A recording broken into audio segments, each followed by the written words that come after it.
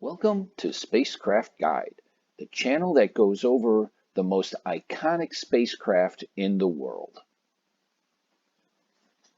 In this issue of Spacecraft Guide, we are going to continue our work in the Lunar Lander on Panel 8, which is Explosive Devices, and we will be working on the Ascent Helium Switch.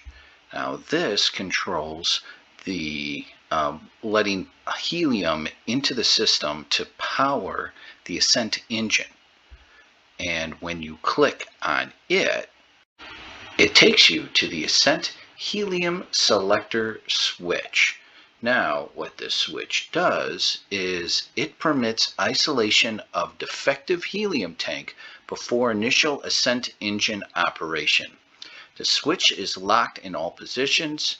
For tank 1, it selects the isolation valve of Ascent helium tank number 1 for firing. Both allows both tanks valve to be fired for the Ascent helium, and tank 2 selects the isolation valve of the Ascent helium tank for firing.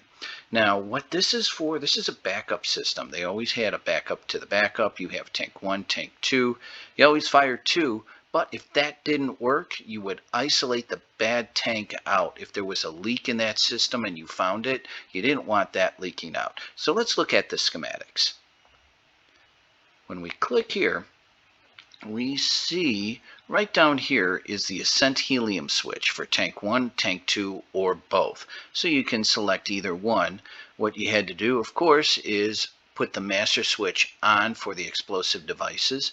That allowed, through the relay, to have power come down to the switch. And the switch could either do both. It could do tank 1 or tank 2. So you see, if we move the switch up to tank 1, this here that did this circuit that did both, that would switch it up here to 1, isolating tank 2. If we switched up here to tank 2, that would take it down to here and isolate this tank 2. But if you did both, that allowed for the circuit to fire for both tank 1 and 2. But to really see how this works, let's go a little bit deeper. So when we go to the Ascent engine, we go up a little bit here to the helium diagram. And here we see helium tank 1, helium tank 2, and the helium isolation valve for tank 1 and tank 2. So if you selected tank 1, then this switch would fire, power would be cut to this tank. All right, and that we can see down here.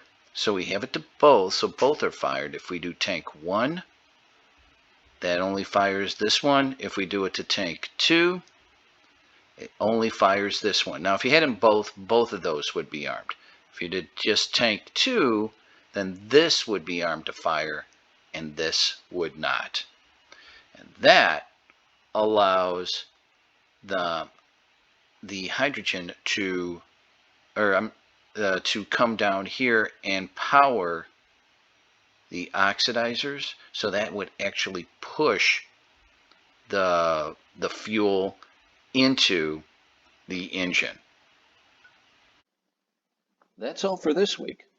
If you would like to use this interactive virtual reality exhibit on the command module, the lunar module, and the surface of the moon, just go to our Patreon page, and the link will be down below.